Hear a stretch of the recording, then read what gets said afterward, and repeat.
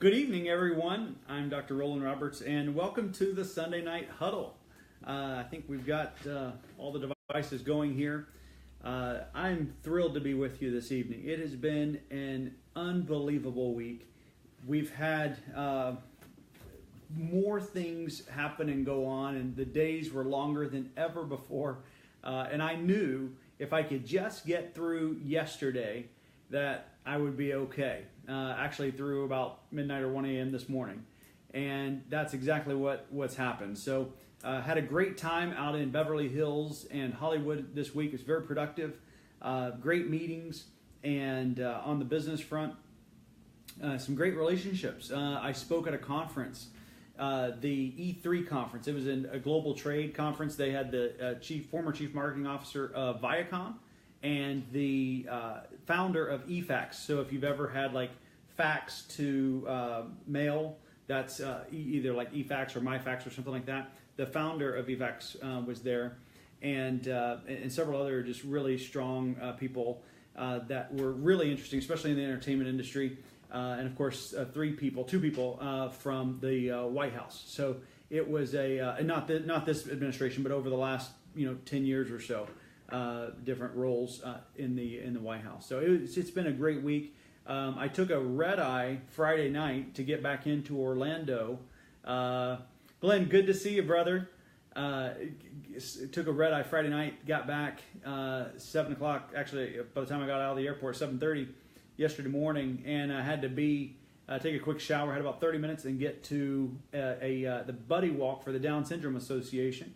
And I was able to spend all of 5 minutes there before having to rush off and get to.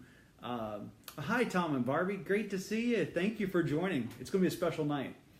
And just so everybody knows, this is my second mom and dad. These are my parents down here in Orlando. They're amazing. They've been married for 39 years. They have an unbelievable marriage. They were both very successful in business. But they did it right. They learned how to keep their priorities right, and it's just really amazing. They're an incredible example for me. Left the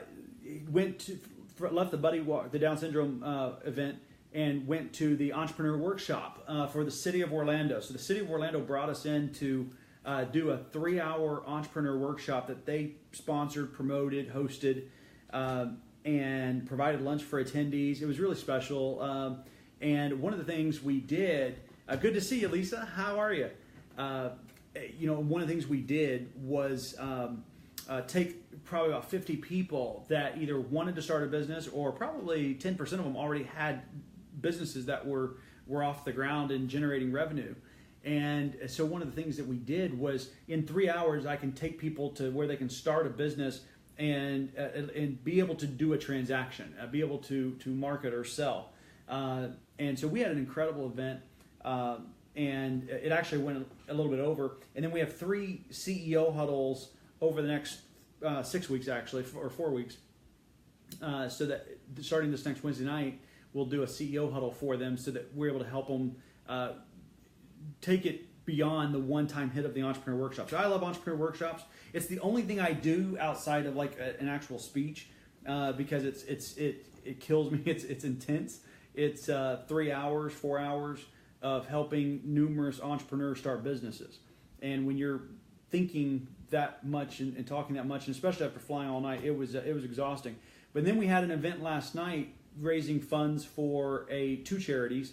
I'm on the board of directors of Guys with Ties Philanthropy, and we were raising funds for 2 organizations, Gift of Swimming and Wild Legacy Group, which is for women in crisis. And so that was a really special time. Had a fun time. Got to dress up a little bit, and so it's always fun to be a little goofy. I want to share tonight the number 1 productivity killer in business, and this is critical because companies are struggling with this like you would not believe. They do not have an answer. Employees do not have an answer. We hear a lot about different productivity killers in business, and we hear a lot about time management. In fact, an entire industry boomed around time management tools, day planners, all kinds of things boomed around that particular productivity enhancer. So when you start talking about productivity, it really, it's very specific. So if I was going to work with Disney, or if I'm working with executives at Viacom or wherever it is, there's a few basics you have to understand. The number one productivity killer in businesses today of any size. I mean, if there's 5 of you in your office, it will affect you. It will affect your business. Unless you're a real anomaly, you could be a one-person business, an independent contractor working at home in your pajamas or underwear, and I'm telling you, it might even affect you and your productivity. It is the number one productivity killer in business. Are you ready? The number one productivity killer in business is depression and anxiety and mental challenges along those lines. That's the number one productivity killer in business. I had a salesperson years ago whenever I had nearly 1,500 employees at Choice Point, or at a publicly held company, multi-billion-dollar company. And I remember one of the incidents where I had to let this man go. He had gone. They came back after lunch, told me that that this person had been drinking, and that you could just smell it all over him. It reeked of it, and we had a zero tolerance policy for things like that. And it just, my hands were completely tied. We literally got a cab, had him taken away to be tested, had him brought back. So he wasn't tested for like 3 hours after lunch, and he still was off the charts. And whenever I was talking to him, he told me he was just sobbing, and he told me, Rollan, I sleep in my car. I've already lost my family. I don't have hardly any clothes. I don't have anything. I've lost everything. I live in my car, and if I don't have this job, if I lose this job, I'm going to lose my car too. If I don't have this job, I don't have anything. I will absolutely lose everything. Please don't fire me. I will do anything you want. What do I need to do? And I got to tell you, you have somebody breaking down in front of you like that, and he reaching for help, and then he talked about how depressed he was and how he got to where he was, where on lunch he went and did that. And it was because of depression. It was because of depression. And it's more than just those type of situations. It's the person that you don't know about. It's the person that, I remember whenever there would be something slightly off, like their production was down, or a person would come in and they're normally bubbly in the morning, and they weren't bubbly for a couple hours. I mean, finally they got settled in and they got some coffee and they did some other things. And it wasn't that they were just tired. It was that there were issues at home, or there was issues with a friend, or they struggled. The more I have come to understand depression and anxiety, the more I recognize just how pervasive this epidemic is in business. I had a friend that posted something a while back, and I saw it today, and I want to read it to you because it was so profound. She said, and it was a public post on social media, "Today was a bad day. I felt like I couldn't breathe because of my anxiety. And then a wave of depression hit because I became frustrated that I couldn't control how I was feeling. This cycle is so unbearable sometimes. It makes me want to give up, but I don't." That right there categorizes so many people. And then there's this. "Before I became sober, it was entirely too easy to just ease my pain with whatever was available. That was my escape. Whether it's alcohol, drugs, sex, people, hanging out, just wrong kinds of friendships and so forth. Now it's a different ballgame. I have to face everything head on. I have to feel it." I love how she said, "I have to feel it. If you are numb to it, you will always sedate yourself instead of solving the problem. She recognized, I have to feel it. I have to work through it. I have to confront it. There is no drink now and deal with it later anymore. I wish people understood why people become addicts instead of saying it was your choice, because that's obvious. But what drives us here? What keeps us here? For me, it started with depression. Depression is the bridge to addiction. Think about that. That's a powerful, profound statement. Depression is the bridge to addiction. And it welcomed me with open arms. Well, what do you think? Whenever you're depressed and anxious, that's exactly what you're searching for. And so she says that the depression was a bridge to addiction. It welcomed me with open arms. The rent was free, so I stayed. But it wasn't free because I gave it my soul and was robbed, which left me with nothing. The urge to get out of my bed, which if you suffer from depression and anxiety, is an incredibly difficult thing to do. The urge to get out of my bed and grab a mini bottle of Don Julio is strong. I can guarantee I wouldn't feel the need to cry after a shot or two, but I don't go.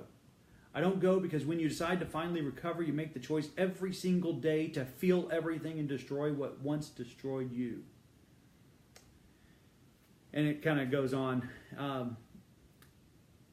And I think that's what we don't understand as owners and as entrepreneurs and business people and executives and leaders, supervisors and managers. We don't understand these quiet lives of desperation. We don't understand the mental prison that literally 2.3 out of every 3 people in America are dealing with. 2.3 out of every 3 Americans are on some type of antidepressant. Think about that. So it means the people coming into work tomorrow morning, they're either so sedated that it's artificial, whatever you're getting from them, or they're struggling. Even if it's not artificial, they're fighting so much to be normal, to be accepted. So when you come in and you say, boom, boom, boom, boom, this is how we're going to do, let's have an amazing day, and why didn't you get this done and do that and this, and you think that they just can't handle the stress. What you need to do is step back and recognize the times have changed. Like 20 years ago, I get it, but that's not what's happening today. That wasn't my workforce back then either. There's, especially with the millennial generation and an entire generation of, Prozac prescripting doctors. If you acted like too much of a normal child, then couldn't sit still. Then let's just start throwing stuff at them.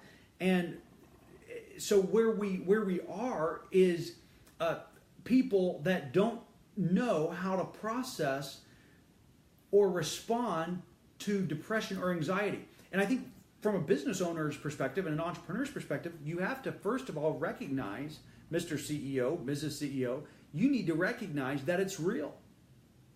And that took me a while. It took me a while to believe that depression and anxiety was real. And that might sound odd, but it's because I control my thoughts, I control my thinking. And so if there are times that I've been depressed, greatly depressed. I mean, I've gone through some low points in life. I mean, I've lost a ton of money before. I have lost everything I had before. I mean, I've experienced significant loss, heartbreaking loss. I mean, do you think when I'm sleeping in my car for nearly 2 months, do you think I was depressed? Yes, I was depressed. Do you think I needed a prescription? No. So in my mind, I was coming to the table going, how is this real? Like, I've had bad things happen to me, and I don't need a prescription. I did something about it. I didn't wallow in my self-pity. And so that was kind of the perspective I came at it with. And then you start to recognize that it's not just a figment of the imagination. That there are people that, and obviously 2.3 out of 3 being prescribed and struggle with this, that get past a point where they have given up control for whatever period of time. And then once it goes on for years, it just ingrains their brain, the grooves in their brain, the strongholds in their life. It just grips them. It consumes them. And you cannot tell me it's not real, because I've seen it. I've experienced it. I know what it looks like. It's very real.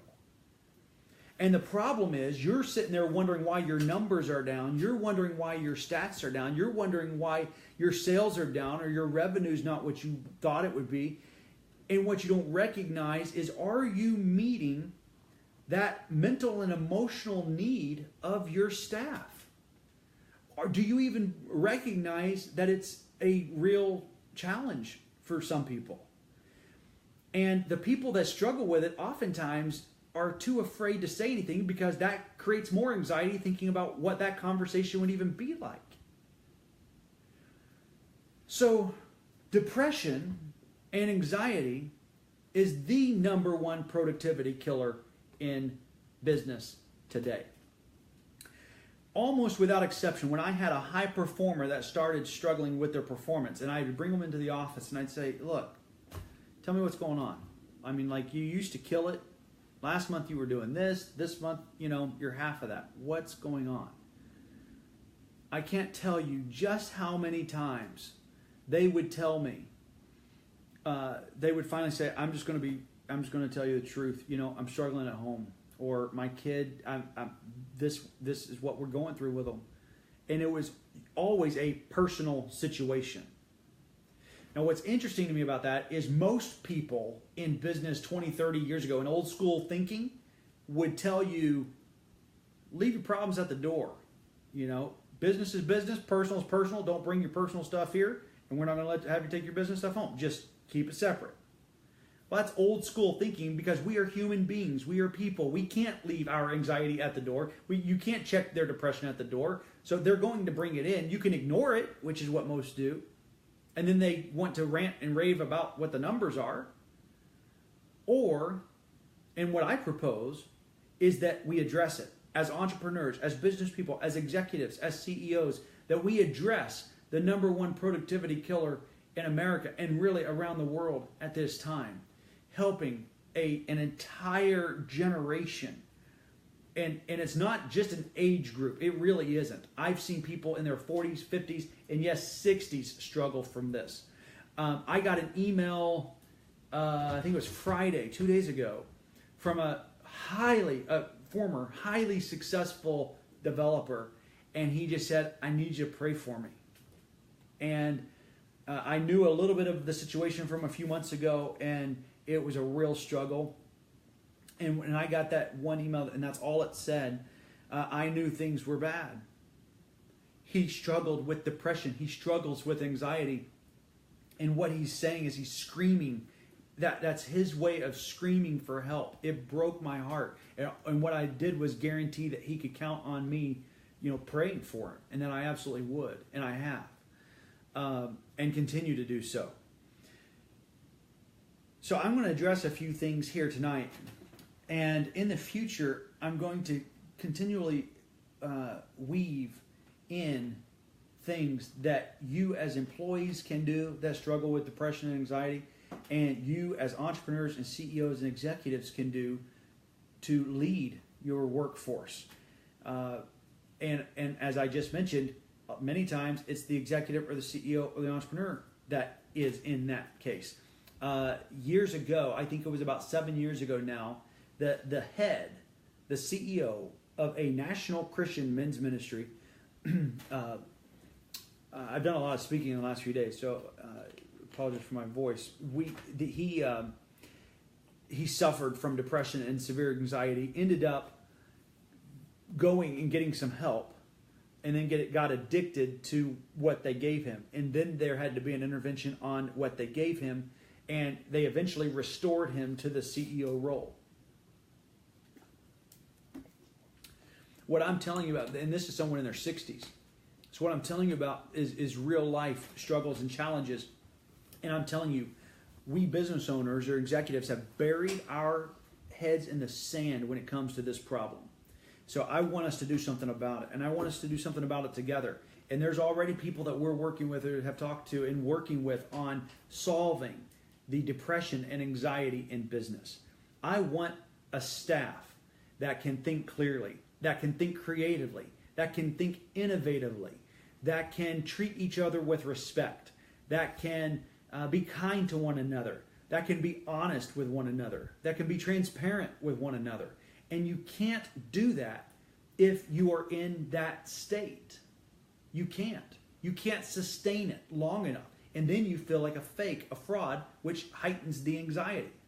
So we really want to address that. And the answer, executives, before you just like cut and run, the answer is not to lower the standards. See, that's why most business owners are so afraid of this, is because they think that it's going to lower that what we want them to do is lower their standards. Okay, Johnny can't get an A in class, so let's lower the standards so that the horrible paper he just wrote gets an A instead of the C or D that it deserves. I'm not talking. And then you get in business, and they need to be gone, or they need to increase the productivity. And so now, instead of their quota being this, let's make it this. That's not the solution. And by the way, that doesn't make them feel better. What that did was just took an anxious, depressed person and made them feel more like a loser. Now they even feel more worthless. Now, and this is the vicious cycle that's happening. You think that you're doing them a favor. You think that you're meeting them halfway. You think you're lowering the bar for them is your way of helping them. And they're looking at it, and all they think is, so you don't think I can do it. You don't think that I can rise up to this. You obviously are having to lower the bar. They're very aware of what they're not doing and what they should be capable of doing. So this is an area that, as I said, the number one productivity killer in business, and it needs to be addressed head on. A lot of the teaching that we do, if people will follow it, they will overcome some of the anxiety and depression, because so much of it does talk about things you can do with the mind, and then we add in different exercises or things that they can do. But there's a whole lot more depending on the severity of the depression and anxiety. Obviously, there's people on all ends of that spectrum. And depending on how severe it is, depends on how strong of a response is required. But we're going as deep as we have to go to solve the number one productivity killer in business. We have the answer. We know what the answer is. It takes work, and it's really, to some degree, it's one-on-one. I can't just in a video or in a speech solve the problem. I can give tidbits. I can give things that will help, but I can't solve it. I can't fix somebody remotely like this. So we are doing one-on-ones to help people that struggle with it. We are available for that, and you'll see more coming in the future about that. But this really is going to be a subject that we address and tackle head on. And I'm telling you, the reason it has not been done before is because it's messy, it's ugly, it's embarrassing, and we take all that away. You don't have to be embarrassed. We don't find it ugly. And we just want you to be able to be the absolute best you can be. We want you to get better. Forget what it's going to do for your employer or your business. It's really about giving you the happiness and the peace of mind and the comfort. And along those lines, I would say a couple other things. So many people who are depressed and anxious seek happiness. They're the ones who talk most about happiness. They post all the time about being happy, and not that they're happy, but just like the memes about happiness and how to be happy. And I'm telling you, anybody who ever seeks happiness is guaranteed not to find it. You do not find happiness by seeking happiness. You find happiness in service. You find happiness in productivity. You find happiness in peace. That's what brings happiness. And then you realize after the fact, wow, I'm really happy. I was talking to a friend today on the phone, and about the pleasure versus happiness test, and there's a spectrum, and I'm still observing and evaluating this. So if you guys have feedback, just throw it in the comments. But the pleasure versus happiness gap. Here's the thing: the more someone seeks pleasure, the more their happiness seems to go down. And then the more happy someone is, usually the less they are seeking pleasure. Now, what I mean by that is the people who are constantly inundating themselves, sedating themselves is the word that I would use, with entertainment. Like going to event after event after event, going to this, like they can't sit still, they couldn't stay at home. A home could, an evening in, a night in, they just wouldn't even know what to do with. That kind of go, inundating the senses is a form of escape in and of itself. But secondly, that's what they think happiness is pleasure. And if you do enough pleasure, or you add enough pleasurable moments together, then collectively, I'm happy. Or I had a happy week if I did a lot of pleasurable things during that week. And usually that's not the case, especially for a depressed and anxious person. A person struggling from depression or anxiety, the day after a night of pleasure, and that could be taken a lot of ways, the day after a night of pleasure, they don't feel happy. Well, wouldn't you just think if you just spent a day at Disney, or actually, and here's the example.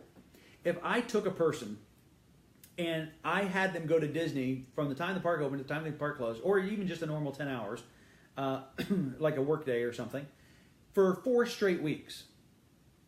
Okay? And then I took other people and I sent them to work in an office for 4 weeks.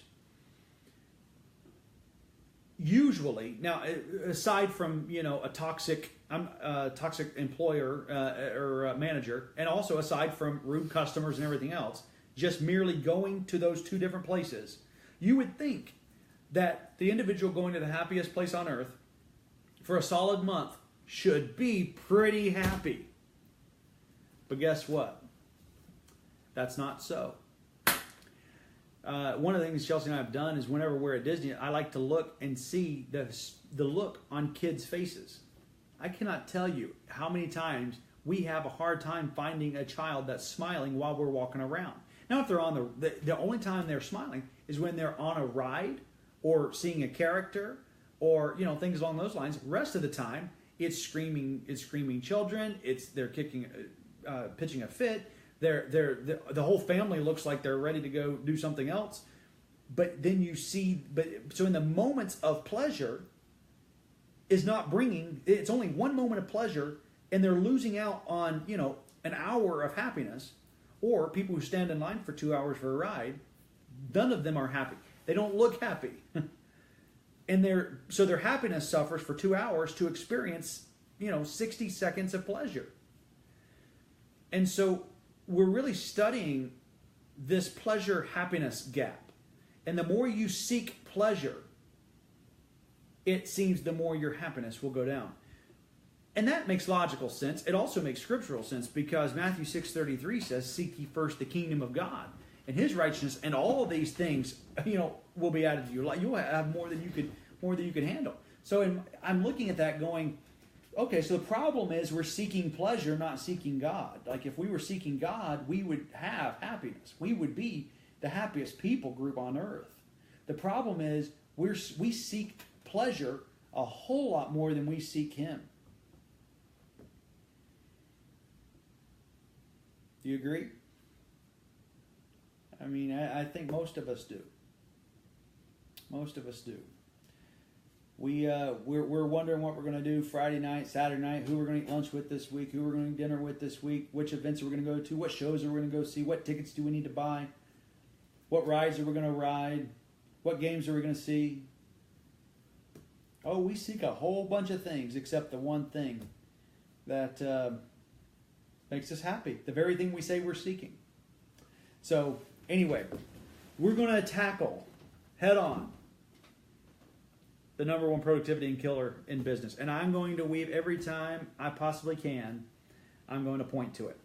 So let me give you 4 or 5 things quickly that you can use this week. And we're in the exact same proverb. We're going to be in the 17th proverb and the 8th verse in that proverb. It says, a gift is as a precious stone in the eyes of him that hath it. Whithersoever it turneth, it prospereth. A gift is as a precious stone in the eye of them that hath, in the eye of him that hath it.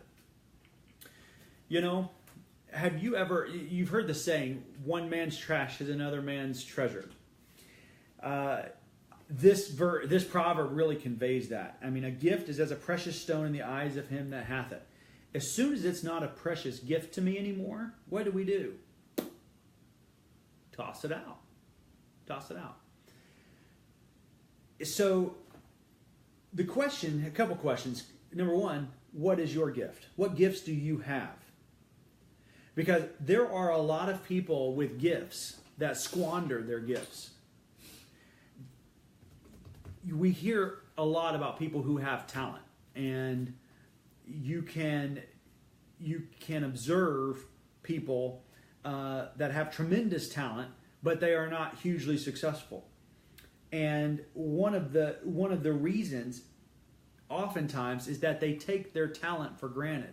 It's one of the reasons that psychologists say A students rarely become, or straight A students are rarely the change makers of the world, or highly financially successful, because and it's not because of the way their brains are necessarily wired.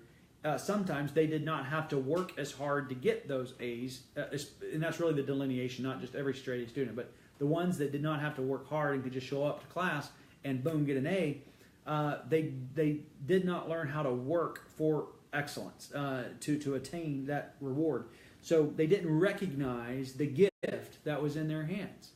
So what I want to challenge you with and encourage you tonight is, as you are just kind of lying in bed or lying on the couch right now, you can kind of just in that zone getting ready for tomorrow, recognize the gift that you have.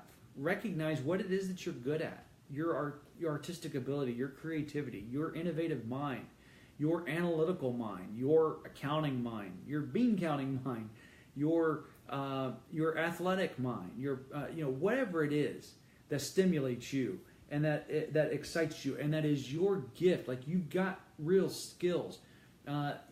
Recognize that gift as a precious stone. And what do you do with something that's precious? You take care of it. You don't just throw it around. You don't use it loosely. You protect it. And so a lot of people are throwing away their gifts as opposed to treating them like the precious stones that they are. But when you actually use it, when you take care of it, when you treat it as a precious stone, this proverb says that when you treat your gift as a precious stone, wherever it goes, wherever you go, it will prosper. Nothing will make your haters hate more than you being blessed, you being prosperous. It drives them mad. It drives them bonkers. They can't stand it. But that's not up to you. You're being faithful. You're being obedient with your gift. And as a precious stone, whithersoever it turneth, wherever it goes, it prospereth. But you've got to be faithful and obedient with it and treat it as a precious stone. So the next proverb is really interesting. He that covereth a transgression seeketh love, but he that repeateth a matter separateth very friends, or chief friends, or very, very close friends, best friends, as a matter of fact. Hey, Robbie, good to see you, brother. Man, I've been praying for you with your recent loss. Man, that it broke my heart. So, been praying for you. Let's see. He that covereth a transgression seeketh love, but he that repeateth a matter separateth close friends. See, the problem here is the person that covers up when they've done something wrong to someone, as opposed to going directly to the person and getting forgiveness and making right, when you cover it, when you hide it, and in this case, it talks about the person that repeats a matter separateth even close friends. So have you ever had somebody that, maybe they said something really rude to you and then they apologized later, but then they said something rude like the next day or the next week or the next month, and it's like, we just talked about this. You just did this. You just said that. You just hurt me. You just lied to me. You just whatever. And you just did it again last week or last month. And that's what this is saying right here. That he that repeateth a matter separateth the closest of friends. It doesn't matter how close you are to somebody. You do not have, if you want to maintain the friendship and the relationship, you do not have the freedom and the unfettered flexibility to say whatever you want, whenever you want, or to lie to people, or to take advantage of people, or to do someone else wrong.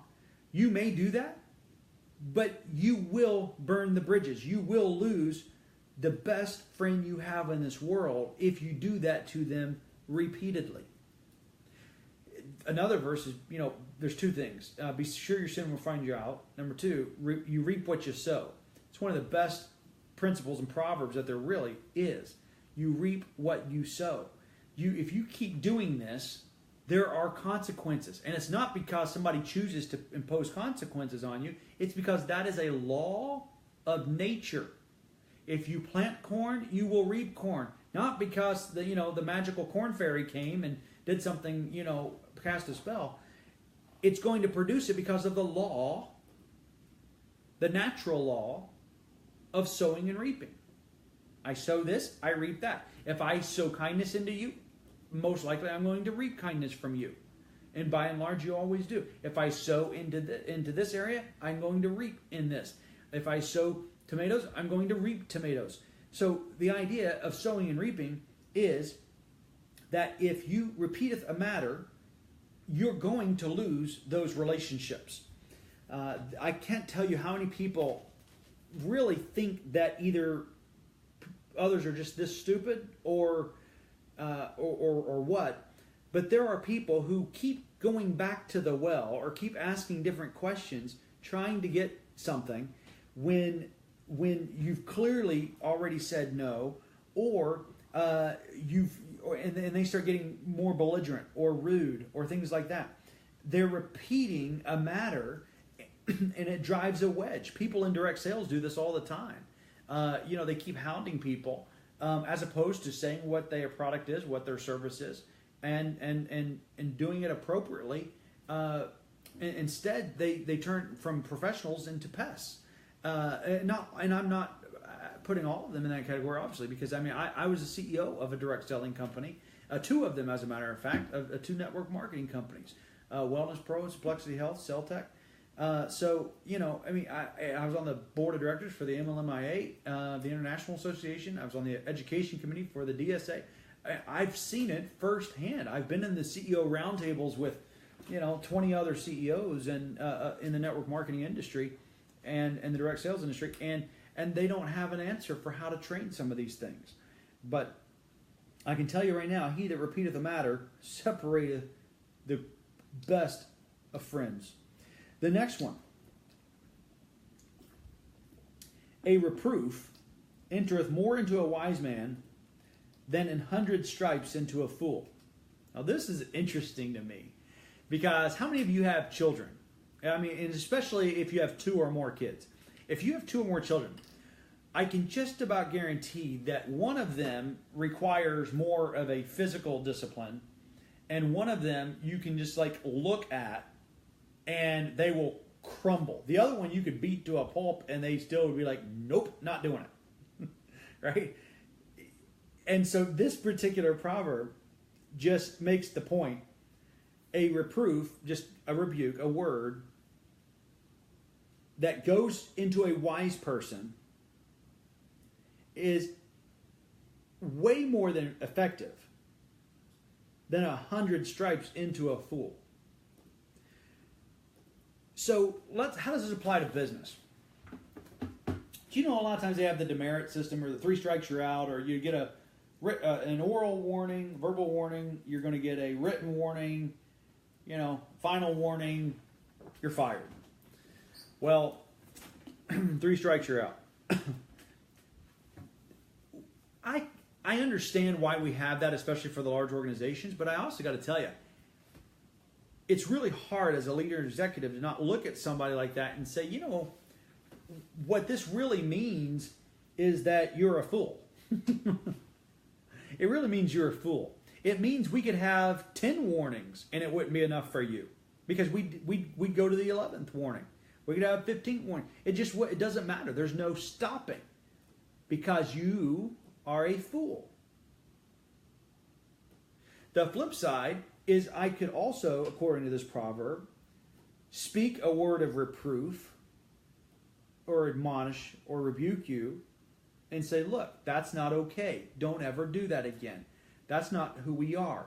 That's not how we want to be. That's not how we talk to each other around here. That's not how we treat our customers.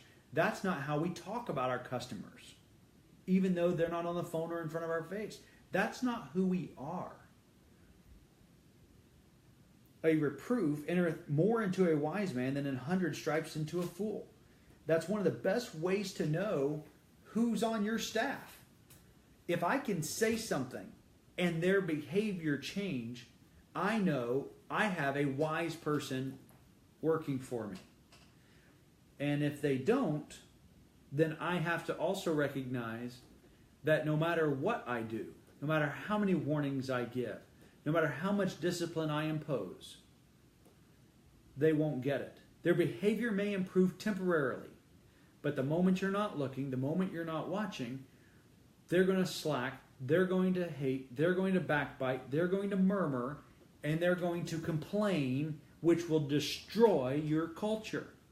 It will destroy your business, and you wouldn't even know what's happening. And going back to the number one productivity and killer in business, they're probably struggling with depression and anxiety. So all the verbal warnings and written warnings in the world just increases the likelihood that they're going to continue. So it's a real struggle. But really, this is a way to be discerning. The difference between there's a lot of talk about executive pay. And some, even in business schools, I whenever I see the papers come across, sometimes the question is, do you think the CEOs today are overpaid? Chelsea was writing questions for the pageant that she did in September. And so we were looking at past questions. And so she was just telling me some of them. And one of the ones was, something along the lines of, what do you think about a CEO compensation? Do you think it's too much? Oh, and I think the question was even prime. It said, the average CEO makes 100 times or 300 times more than their front line. Do you think executive pay should be similar or in line with frontline pay? So totally baiting it. But to me, one of the things that companies and the marketplace pays for, and you do too, even though you don't realize it, and I'm going to explain it to you in a second, what they're paying for, what they hope they're paying for, and unfortunately it's not the case all the time. We see that with Wells Fargo's CEO, with all of the fraudulent accounts. We saw it with MCI WorldCom. We saw it with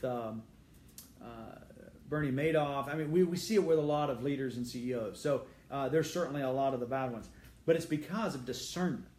It's because one of the greatest leadership skills you can have is not just communication. There's a lot of slick talking people out there. And it's not just authenticity. You must be authentic. It's not just vision. There's a lot of people with vision. What it requires is discernment. It requires you to be able to know and see beyond whatever you're hearing and whatever is the conversation in the conference room is. You've got to be able to see past that. That requires discernment. And so how many schools, how many of you have ever seen a course, a college course or a school course in discernment? You don't see that course. You know why? It doesn't exist. You can't take a course in discernment, but yet it's the single thing that we want in all of our CEOs, in all of our leaders, is discernment. It's what we want in our political leaders. It's what we want in our business leaders. We want them to have discernment. Well, one of the best ways that one of the things that a discerning person does is decide, is this someone that I could, impose all of the constraints possible in terms of verbal warnings, written warnings, final warnings, this warning, this chance, the umpteenth dozen chance. You can do all those things and their behavior still won't change. Or compare that to the person that you have a conversation with, you set them down, you're honest with them, this is not okay, your performance is not okay, your attitude is not okay, how you're communicating with others is not okay. That is not the social contract that we have in this workplace. That's not the culture we want to support and encourage and breed. So therefore, we need your behavior and your attitude to change. Now, even that is not enough. That's where we have stopped. That's where great companies stop today. That's where we stop. The question is, where do we go from there with people who are struggling with the number one productivity killer in the workplace, depression and anxiety? We've got to fix that problem. And when we fix that personal problem, which we used to tell them to leave at the door and deal with on their own, when we fix that personal problem, their productivity goes up. Best illustration I can possibly give you. Some of you still aren't sure that this is still a real thing. An NBA player. I love working with professional athletes because you have to be at the top of your game. There was one NBA player that was about to take the court. They'd already warmed up. They had gone through the whole process, and he got a text from his daughter, 20, 30 minutes before game time.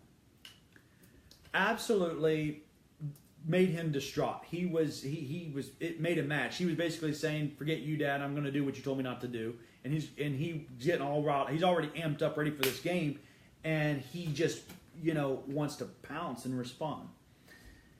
Bottom line, he ended up having one of his worst games that night.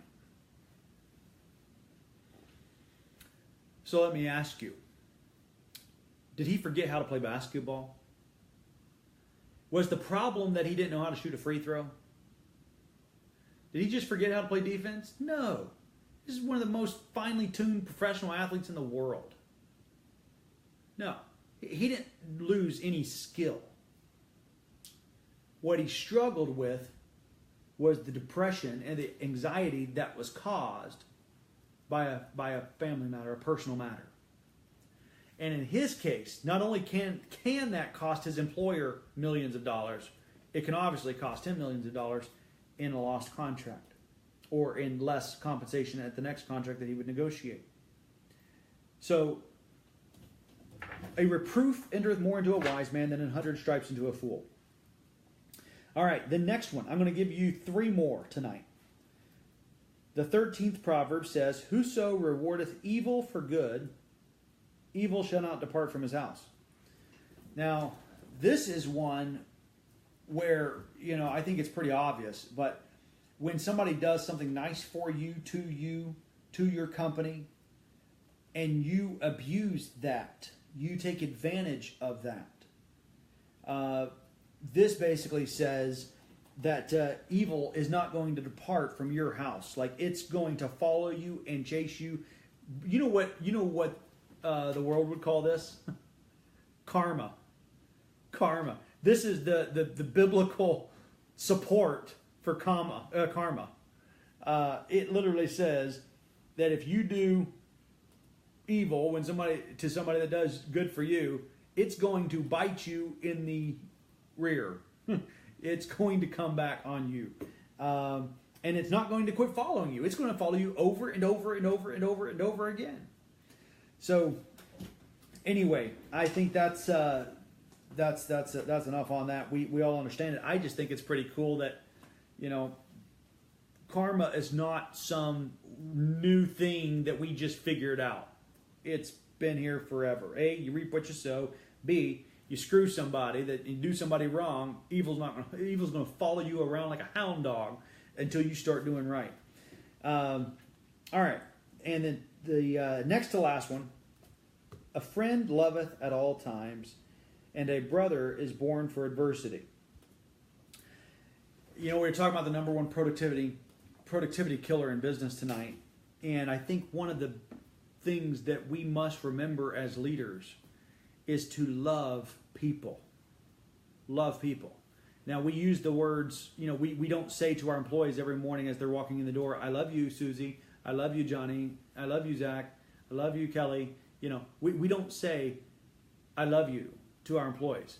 That would be weird. But what we are able to do is show them what loving humanity and loving individuals looks like professionally. And really what that is, a friend loveth at all times, and a brother is born for adversity. It is someone who stands with you, walks through things with you. I'm not judging you. I'm working with you to increase your performance. Okay? I made an observation. I'm not saying you're a loser. I'm saying you lost the game. That doesn't make you a loser unless you stay home tomorrow for practice. See? So a friend loveth at all times. It means I'm there. You're there for them. It's one of the greatest mistakes the industrial age ever made was telling people to leave their problems at home. We would have tripled productivity. We would have killed it. We would not had the problems in the auto industry to the degree that we did if we had. We wouldn't have all the issues with unions. We wouldn't have all the issues. With worker rights issues and on both sides, employers taking advantage of employees and employees screwing employers. I mean, it would just be a culture of kindness, a culture of loving other people. And so I think for me, and especially as a leader, my goal is to love people at all times. I want them to feel it. I may not say it. I want them to know it, and I want them to feel it. And don't you think that our interactions are going to be much more successful? Don't you think that if people have me can choose to do business with me or someone else, they would choose me because I love them? Do you think your prospects would choose you more likely to choose you if you loved them? I mean, I think Brian Tracy said it this way: people like to do business with people that they like and trust. And so, and Zig Ziglar, I think, always said that as well. So the bottom line is there's a proverb that says, a friend loveth at all times. One of the best things I said the other day, we were going in to meet with some Hollywood celebrities. And there was literally a couple hour debate on what the strategy should be. And I piped in and I said, you know, what we're really doing is going to make a friend. I don't care if it's the President of the United States. And even though we have certain things we want to make sure we say, ultimately what we're doing is going to make a friend. A friend loveth at all times, and a brother is born for adversity. The last proverb for tonight. A man void of understanding striketh hands, and becomes surety in the presence of his friend. A man void of understanding striketh hands, and becometh surety in the presence of his friend. What this is really saying is how, one of the ways, once again, going back to discernment, going back to discerning, a man void of understanding. When you see somebody that is co-signing for a friend, that is making deals with people that they should not make deals with, all right, and I think we all know what that means and what that looks like. And I don't just mean in their transaction and they're buying stuff that they shouldn't buy, something illegal or otherwise. I'm saying someone that makes a bad deal. People that make bad deals are people that do not have understanding. In fact, it says void. Like, I can't find any understanding anywhere in them. They are void of understanding. A man void of understanding striketh hands, means, let's shake hands on it, and become surety in the presence of his friend. It's been said a lot of different things, but I always like to kind of refer to it as the unholy alliance. And this is where you partner with the wrong people.